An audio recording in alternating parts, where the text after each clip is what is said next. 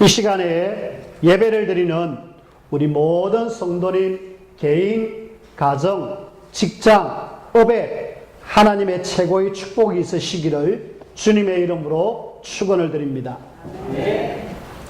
지난 월요일 차를 타고 이렇게 오는데 갑자기 차가 덜덜덜덜 해요. 뭐 문제가 있다 생각을 했는데 아니나 다를까 차가 서버렸습니다. 날씨도 꿉꿉하고 햇빛은 없었는데 굉장히 좀 더운 날씨였습니다. 속으로 왜 여기 와서 그냥 이래 됐을까? 속으로 어떻게 보면은 불평이 나오려고 그랬어요. 근데 지난 주일날 우리가 맥주 감사주기를 이렇게 보내면서 제가 실천사항에 뭐라고 적어놨느냐 하면은 더욱 모든 일에 감사할 수 있도록 해달라고 그렇게 기도하는 마음으로 이렇게 적었습니다. 그래서 그런 속에 불평이 나오는 속에 이 속에 하나님의 계획이 뭘까? 하나님이 원하는 것이 뭘까? 라고 잠깐 기도했습니다. 그러니까 뭐 더 이상 망설일 이유도 없죠. 일단 수리하러 보내는 거다 하고 레카를 불러서 이렇게 수리하러 보내려고 기다리고 있었습니다. 때마침 좀 일찍 와야 될 이 레카차가 한참 안 오는 거 있죠. 금방 온다 해놔놓고 무려 40분을 기다렸습니다. 보통 레카 부르면은 한 5분, 10분 빨리 오는데 40분 기다렸어요.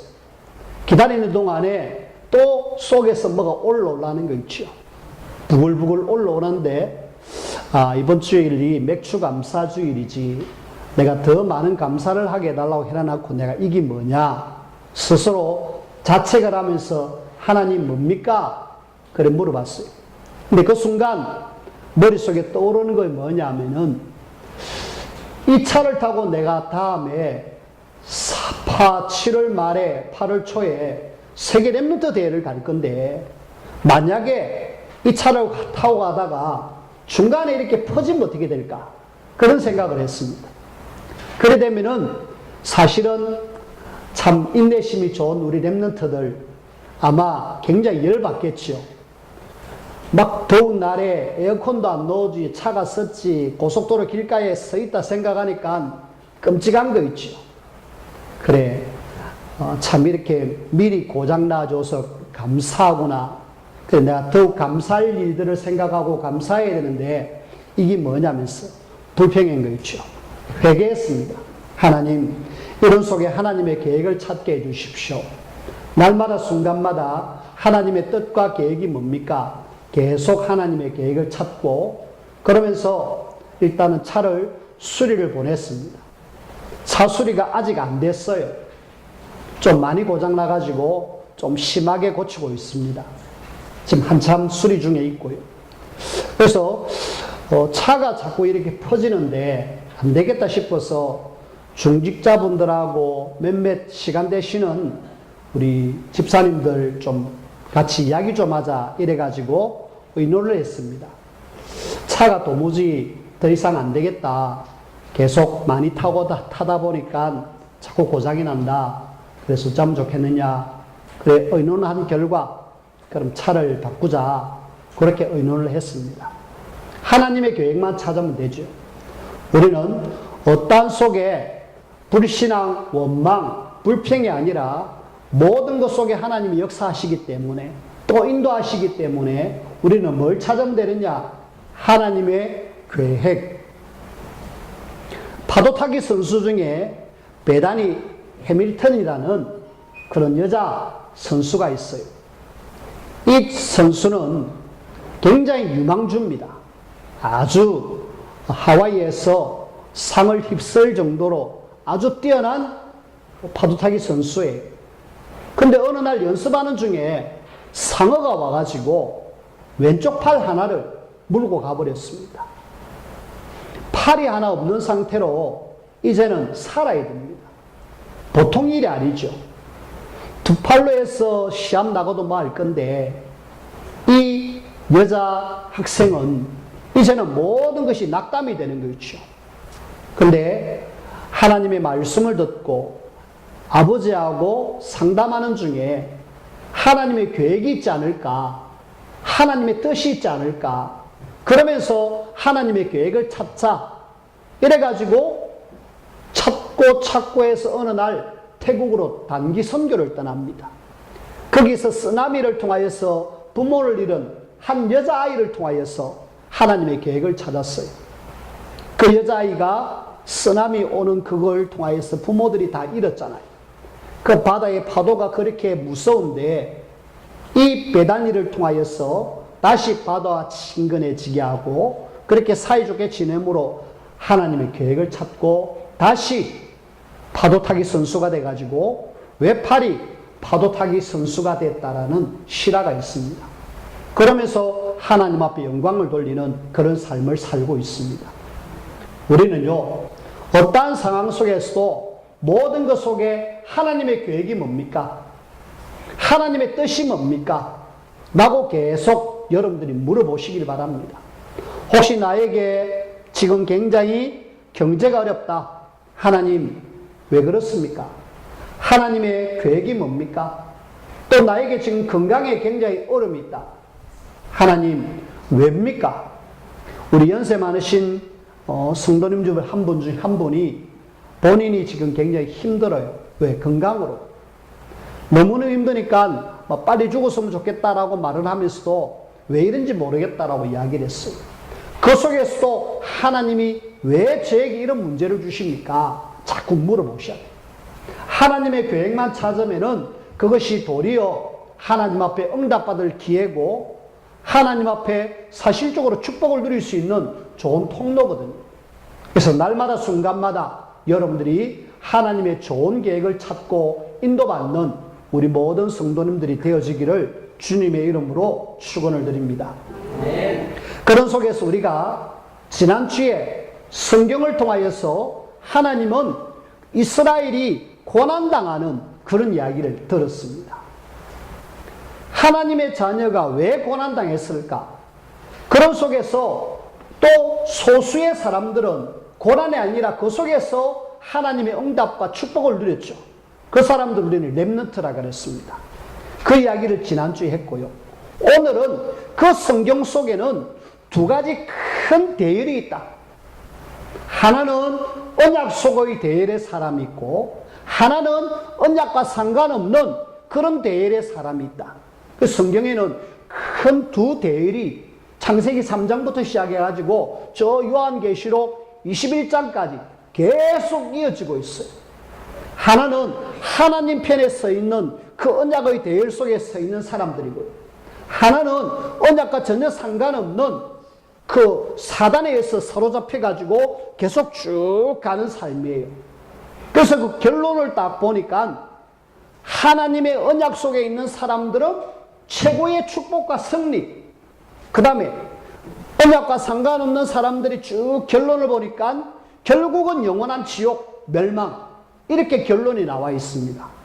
그래서 여러분들은 결론을 가지고 살아가는 사람들이에요.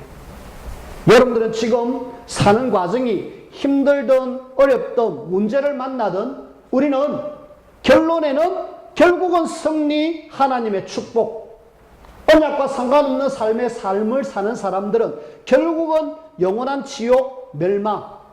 그래서 여러분들은 과정 속에 어떠한 속에서도 낙심하지 마시고요.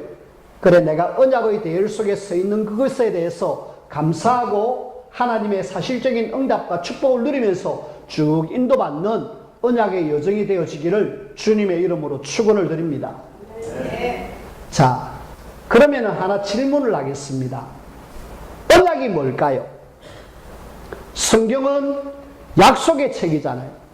그 약속을 통하여서 하나님이 나에게 주시는 언약이 뭘까요?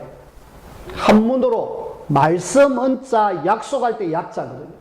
말씀을 통하여서 나에게 약속으로 주신 것이 뭘까? 그걸 여러분들이 딱 붙잡아야 돼요. 그거 붙잡은 사람들을 우리는 언약의 사람이라고 하고 그거 놓친 사람을 언약과 상관없는 사람이라고 합니다. 그러면은 이 성경 말씀 속에서 나에게 주신 언약은 뭐냐? 성경에서 말하고 있는 언약, 말씀을 통해서 약속으로 주신 그 내용이 뭐냐? 구약을 통하여서 하나님이 뭘 주시느냐 하면은 메시아를 보내겠다. 메시아 언약입니다. 신약을 통하여서 우리에게 주어지는 말씀은 그 메시아가 그리스도로 오셨다. 그리스도 언약입니다. 그래서 우리는 성경의 가장 중요한 핵심은 메시아 그리스도, 그분이 예수님이시다. 언약하면은 예수님이 그리스도, 요걸 여러분들이 딱 붙잡아요. 요것 놓쳐가지고 하나님의 사람들이 어려움을 당했고, 요것 놓쳐가지고 언약 밖에서 멸망 속으로 가는 거 있죠. 그래서 저와 여러분들이 꽉 붙들어야 될 내용, 예수님이 그리스도, 내 인생의 모든 문제를 해결했다. 이것이 구약과 신약을 통하여서 우리에게 주고자 하는 언약입니다. 이것은 이미 성취되어졌어요. 우리의 구원을 이루기 위해서 이 땅에 오셨고 그분은 지금 하늘나라 계십니다. 그래서 그래, 예수 그리스도를 통하여서 하나님은 우리 보고 구원받으라고 성경을 우리에게 약속으로 주셨구나. 그 내용이 언약을 잡았다라는 내용이고요. 그리고 언약을 또 잡았다라는 말은, 언약이란 말은 하나님은 이 예수가 그리스도라는 것을 통하여서 구원받은 하나님의 자녀가 이 땅에서 뭐 해야 될지, 그걸 몰랐던 언약 밖의 사람들은 완전히 자기 마음대로 사는 거 있지. 근데 이걸 아는 사람들은 정확하게 하나님의 살아계심을 현장 속에 드러냈습니다. 뭡니까? 하나님의 살아계심을 드러내는 세계복음화, 또 다른 말로 하면 하나님의 나라 이루어질 겁니다. 그래서 언약을 잡았다라는 말은 예수가 그리스도, 요 언약 잡고 구원받아가지고 구원받은 우리가 전도 선교를 통하여서 하나님을 알지 못하는 사람들에게 복음을 전해서 모든 사람을 살려내라. 세계복음화. 이것이 하나님이 우리에게 주신 언약입니다. 예수가 그리스도는 성취되어진 언약. 세계복음화는 앞으로 하나님이 성취하실 언약. 우리는 세계복음화의 언약 속에서 지금 살아가고 있어요. 그러면서 순간순간 하나님이 나에게 주시는 말씀이 있잖아요. 하나님이 오늘 이 에서와 그 후손들이라는 말씀을 통해서 나에게 주는 말씀이 있습니다. 그것이 오늘 나에게 주시는 언약입니다. 오늘의 언약, 오늘의 말씀. 그래서 우리는 예수님이 그리스도, 세계복음화, 요 두 가지 딱 잡고 하나님이 내게 오늘 주시는 말씀, 요걸 잡은 걸 우리는 언약 잡은 사람이다 라고 이야기합니다. 그래서 여러분들은 언약에 붙들린 사람, 언약의 대열 속에 서 있는 사람, 하나님이 여러분들을 축복하실 것이고 결국에는 영원한 천국으로 이미 여러분들은 보장받은 사람들입니다. 그런 속에 오늘 저와 여러분들이 에서와 그 후손들이라는 말씀을 가지고 오늘 쭉 말씀을 같이 한번 봐야 되겠습니다. 그 중에 우리는 지금 창세기를 보고 있습니다. 창세기 속에서 그 언약의 대열 속에 서 있는 사람들이 어떤 사람일까 한번 살펴보십시다. 제일 먼저 창세기 3장 사건 이후부터 언약이 두 갈래로 쫙 나눠지잖아요. 창세기 3장 이후는 창세기 4장이거든요. 창세기 4장에 보면은 언약을 정확하게 붙잡은 사람들이 누구냐? 아벨. 하나님 앞에 피제사로 정확하게 예배 축복 누리고 비록 가인에게 죽었지만은 하나님의 언약의 대열 속에 서 있는 사람 아벨. 그리고 창세기 6장에 네피림 시대의 노아. 이 사람들이 하나님의 언약의 대열 속에 서 있는 사람이었고, 그리고 저 갈대아우르에 있을 때에 하나님이 나오느라 이래갖고 말씀 잡은 사람이 아브람. 아브람 역시도 하나님의 언약의 대열 속에 있는 사람이었습니다. 그 아들 이삭, 그 아들 야곱, 그 아들 요셉. 하나님의 언약의 대열 속에 서 있으니까 조금 어려움도 있었습니다. 문제도 있었습니다. 하지만은 그들은 다 승리한 거 있죠. 그들은 최고의 축복을 누렸습니다. 그래서 언약의 시작이 아브람인데 아브람의 4대 만에 세계복음화에 하나님의 완전한 계획이 이루어진 거 있죠. 우리가 언약 잡고 언약의 바톤을 계속 전달하다 보면은 어느 날 세계복음화에 하나님의 계획은 이루어집니다. 그래서 우리는 언약의 대열 속에 있다는 사실 저와 여러분들이 아셔야 되겠고, 이 하나님 주시는 언약 붙잡은 사람들은 하나님이 계속 그들과 함께 하면서 어떠한 상황 속에서도 승리 누렸습니다. 저들은 연약했지요. 저들은 굉장히 어떻게 보면은 무능해 보이고 실패한 사람들처럼 보였습니다. 그러나 절망 속에 있는 사람들 같이 보였습니다. 하지만 절망이 아니고 실패가 아니고 무능이 아니고 하나님의 능력에 붙들려 가지고 시대 살리고 나라 살리고 심지어는 가정과 살리고 모두를 살린 사람들인 거 있죠. 그래서 우리는 언약의 대열 속에 서 있는 사람들을 통하여서 모두를 살렸다. 첫 번째 대절을 통하여서 여러분들이 붙잡기를 바라고요. 두 번째, 그 창세기 속에서 언약 밖의 사람들을 우리가 한번 봐야 되겠습니다. 언약 밖의 사람은 누가 있느냐? 그 아벨과 대조되는 사람이 가인이죠. 그리고 노아와 대조되는 사람이 네피림 시대의 사람들입니다. 이 사람들은 참 안타깝게도 언약 놓치니까 누가 그들을 딱 잡아버렸느냐? 눈에 보이지 않는 흑암, 사단이 딱 잡아버렸어요. 이 사람들을 사단이 잡아가지고 결국은 어디로 끌고 가느냐? 계속 타락하는 쪽으로, 죄 짓는 쪽으로, 심지어는 자기 동생을 죽인 가인처럼, 그리고 네피림 시대에 온통 타락 쪽으로 길에 가다가 멸망으로 가는 거 있죠. 그리고 4명의 족장과 대조되는 사람이 있습니다. 언약 밖의 사람. 아브라함과 대조되는 사람이 누굽니까? 조카 롯. 롯이 대조돼 가지고 나중에는 잘 사는 것 같지만 소돔과 고모라 멸망할 때에 쫄딱 망해버렸습니다. 언약 밖에 있으니까 그렇게 되겠어요. 그 다음에 이삭과 대조되는 사람이 누굽니까? 이스마엘. 안타깝게도 언약 밖의 사람이 되고 지금까지도 굉장히 전 세계를 시끄럽게 만드는 사람들. 이 야곱과 대조된 사람이 에서. 오늘 에서에 대해서 우리가 함께 볼 겁니다. 그리고 요셉과 대조되는 사람, 요셉의 형들. 이런 사람들 참 안타깝지만은 사실은 그들은 보면은 그 시대에 힘이 있었어. 그 시대에 모든 것이 있어서 보였습니다. 여러분들이 롯, 이스마엘, 에서 그 형들 다들 힘있고 능력 있어 보이잖아요. 오늘 에서의 후손도 굉장히 힘있고 능력 있어 보입니다. 자손도 많고 이제 부족도 세워지고 왕도 세워지고 그러면서 굉장히 능력 있는 그런 사람들로 보이지만은 결과 언약 밖의 사람들은 결국은 사단이 그들을 딱 조정해 가지고 모든 것 주는 것 같지만은 생명 내놔라 멸망. 우리는 언약 밖의 사람들이 아니라 언약의 대열에 서 가지고 하나님의 언약을 이루는 이 일에 쓰임받을 수 있다는 사실에 대해서 저와 여러분들이 감사하기를 주님의 이름으로 부탁을 드립니다. 자, 그런 속에서 오늘 우리가 본론 속에 에서와 그 후손들에 대한 말씀을 우리가 한번 봐야 되겠습니다. 자, 우리 여기 성경을 쭉 보면은요, 사람 이름이 많이 나오잖아요. 신경 쓰지 마세요. 우리가 그거 다 외우려면은, 다 생각하려면은 머리 아파서 신경을 못 씁니다. 놔두고요. 제가 이야기하는 것만 몇 개만 딱 붙잡으시기 바랍니다. 제일 첫 번째입니다. 에서가요, 자손이 막 번성되어지죠. 근데 자손이 번성되어지는 속에 2절을 한번 보십시오.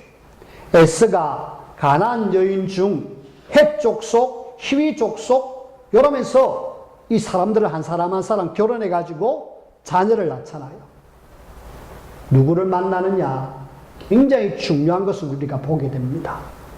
이 지금 에서가 가나안 여인 중에 가나안 족속 중에 여자를 선택해 가지고 이 지금 사람을 맞이하고 3절에 보니까 이스마엘 딸 느바뇨스의 누이 바스맛을 맞이하였다. 이스마엘의 딸. 자, 에서가 지금 사람을 선택하는 기준이 뭡니까? 일단은 언약과 전혀 상관없는 가나안 땅 사람, 그리고 이스마엘 그 딸, 요 사람을 선택해 가지고 결혼하는 거 있죠. 그러면은 언약과 상관없는 사람하고 결혼하면은 문제가 옵니까? 문제 와요. 심지어는 하나님께서는요, 성경 창세기 24장 3절 하반절에 보니까 그 아브라함에게 이삭의 며느리, 이삭의 아내를 맞이할 때 절대 가난한 사람하고 결혼하지 마라. 가난한 여자 절대로 선택하지 마라. 하나님 그렇게 이야기했어요. 심지어는 이삭은 또 야고보에게 부탁을 합니다. 야고보에게 너 가난한 여자 절대 선택하지 마라. 안 된다. 왜 그랬을까요? 왜 가나안 땅 사람은 안 되고, 아니 그 사람 복음 전하면 되지 않느냐, 그 사람에게 예수 믿으라 하면 되지 않느냐, 그렇게 말을 할 수 있겠지만 하나님은 절대 그렇게 못하게 하셨어요. 왜 그럴까요? 신명기 7장 3절 4절에 정확하게 말씀을 하고 있습니다. 한번 찾아봅시다. 신명기 말씀을 한번 찾아보세요. 신명기 7장입니다. 신명기 7장 3절 4절.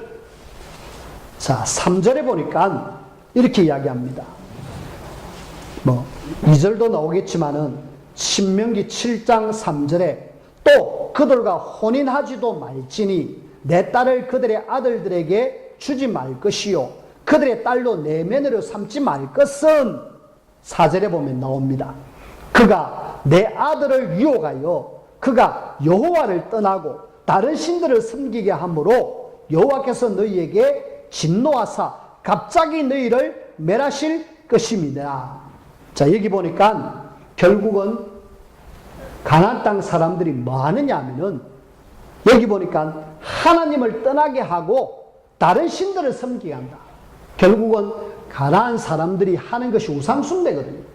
거기에 영향받을 수밖에 없기 때문에 가나안 여자들하고 가나안 사람하고 결혼하지 마라 그래요.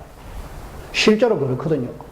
하나님 잘 믿는 사람이 불신 집안에 결혼해가지고 저 사람들 어쨌든 내가 복음 안에 들어와야 되겠다 하면서 갔는데 그만 교회도 그만두고 신앙도 버리고 저쪽으로 가버린 케이스가 참 많아요.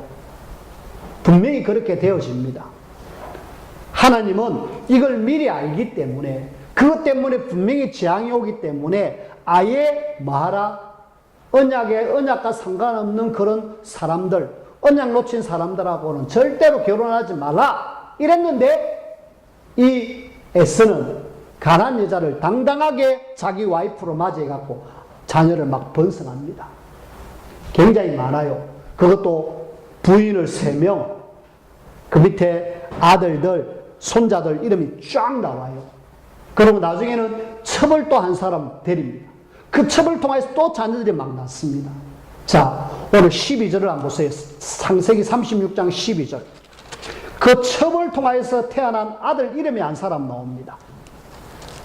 창세기 36장 12절에 보니까 에서의 아들 엘리바스의 첩 딥나는 아말렉을 엘리바스에게 낳았으니, 자, 여기 보니까 첩 딥나가 나오잖아요.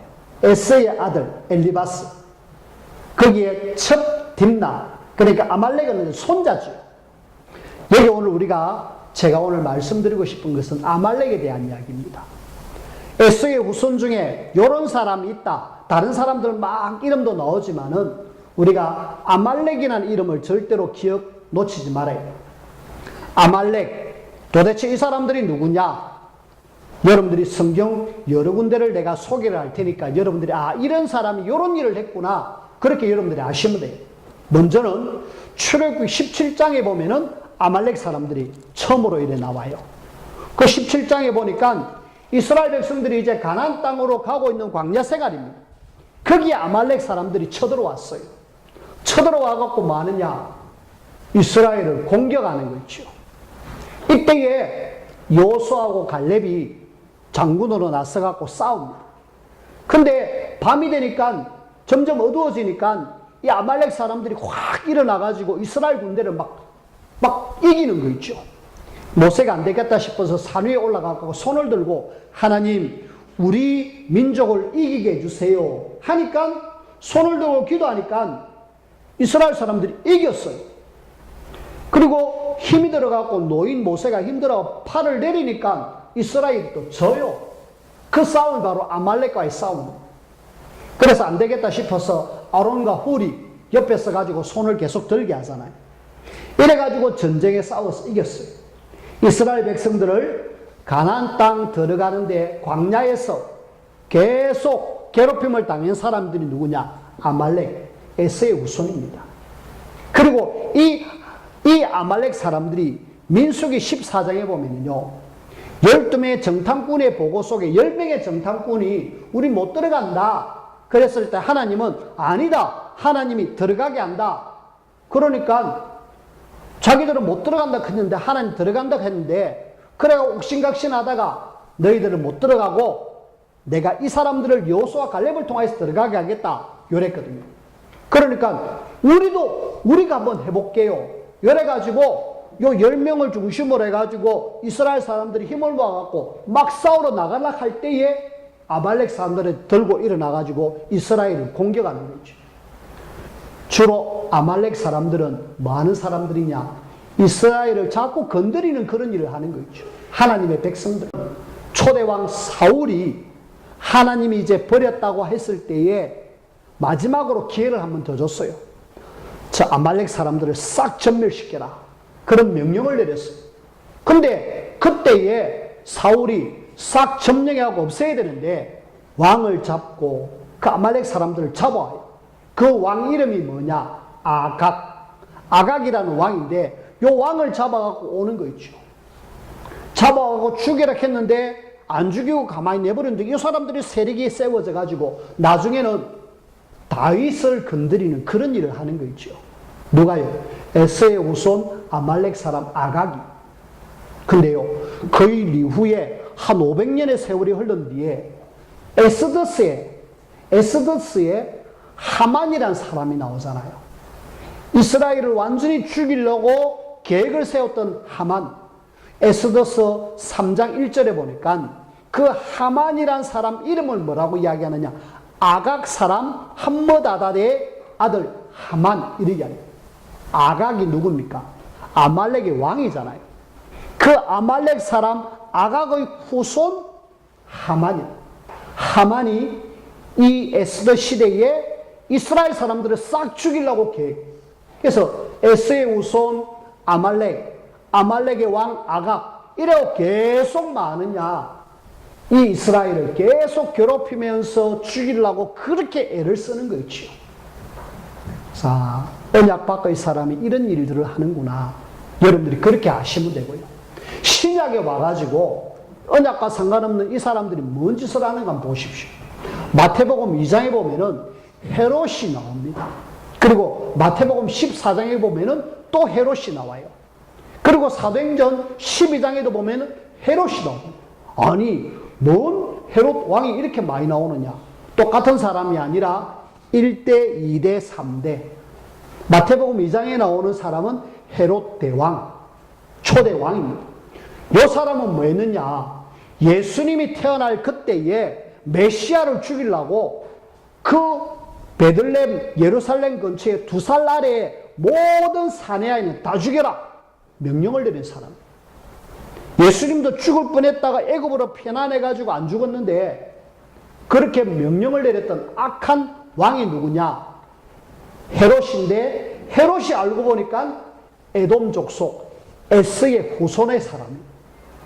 그리고 마태복음 14장에 보면은 회개하라 천국이 갖고 왔느니라 그렇게 외쳤던 그 세례요한 목을 날린 사람이 누구냐? 헤롯. 알고 보니까 헤롯 2세. 이름이 누구냐? 헤롯 안티파스. 이 사람이 세례요한을 죽인 거 있죠. 그리고 사도행전 12장에 보면은 여기도 또 헤롯이 나오잖아요. 이거는 3대째 헤롯 아그리빠. 이 사람이 야고보 사도를 죽이고 베드로를 죽이려고 감옥 안에 가둬놨습니다. 이런 일을 누가 했냐면 헤롯이 알고 보니까 에돔족 사람이었습니다. 에돔은 누구냐? 에스의 족속이다. 그래서 결국은 이 에스와 그 후손들이 주로 무슨 일을 하느냐? 언약을 이루는 그 일에 쓰임받을 사람들 공격해가지고 계속 어렵게 만드는 거 있죠. 구약에는 이스라엘을 완전히 전멸시키려고 만들었고요. 신약에 오니까 헤롯이라는 사람을 통하여서 계속 메시아를 죽이려고, 메시아를 선포했던 세례요한 사도를 죽이려고 그렇게 애를 쓴 거 있죠. 누가요? 언약 밖의 사람들이. 그럼 지금도 이런 일이 있을까? 있어요. 이 에스의 후손 에돔의 사람, 사실은 이런 사람들이 아니지만은 언약과 상관없는 이런 사람들이 지금도 복음을 방해하고 있다는 사실을 여러분들이 아시고, 우리는 어디에 있다? 언약 안에 있다. 결론적으로 언약 안에 있는 사람이 깨어있지 않으면 계속 당하고, 언약 안에 있는 사람이 언약 잡고 하나님 바라보면은 그 어떤 속에서도 승리하는 하나님의 사람이 되어집니다. 우리는 어떤 사람이 되어져야 되느냐? 언약 밖의 사람들을 도리어 그들을 언약 안으로 데려오는 그런 일을 해야 돼. 뭐 해야 되느냐? 내가 영적으로 늘 힘을 얻어야 돼. 저는 그래서 여러분들에게 여러분들이 하나님이 함께하는 임마누엘의 비밀을 계속 누리자. 하나님이 함께하면 결국은 승리하기 때문에 여러분들이 어떤 속에서도 임마누엘의 비밀을 내가 누려야 되겠다. 요 힘을 가지고 있어야 이 세상 언약 밖의 속에서도 우리는 승리하게 됩니다. 그럼 임마누엘의 비밀을 어떻게 누릴 수 있느냐? 하나님의 약속의 말씀 언약을 붙잡고 하나님이 내게 주신 말씀 잡고 기도 속으로 들어가면은 하나님이 함께하겠다 말씀하셨습니다. 복음 전하려고 마음먹는 사람에게 하나님은 말씀하셨습니다. 그래서 제가 볼 때는 삼오늘 속에 들어가면은 하나님이 함께하는 임마누엘 누릴 수 있다. 그래서 여러분들이 삼오늘 속으로 들어가야 됩니다. 우리가 주보 안에 삼오늘 하라고 이렇게 늘 해놨습니다. 근데 여러분들 아마 그 의미를 모르고 계시겠죠. 주보를 보면서 여러분들이 오늘의 말씀 간단하게 말씀 한두 줄을 적고요. 오늘의 기도 그 말씀을 중심으로 기도 제목 적고요. 오늘의 전도 내가 누구에게 전도할까 사람 이름 적고요. 그렇게 조금만 하면은 하나님이 뭐 하시겠다? 함께 하겠다. 함께하는 하나님의 자녀는 어디를 가도 승리하는 하나님의 사람이 되어집니다. 언약의 사람들이 어려움 당하면서 고난받으면서 사는 것이 하나님의 원하는 것이 아니에요. 당당하게 하나님의 자녀로서 언약이 이루는 그 일에 내가 쓰임받아야 되겠다. 그렇게 해가지고 임마누엘 누리면서 사모를 한다라면 어떤 속에서도 하나님의 자녀는 승리하게 되어 있습니다. 승리하는 하나님의 자녀 되어지기를 주님의 이름으로 축원을 드립니다. 기도합시다.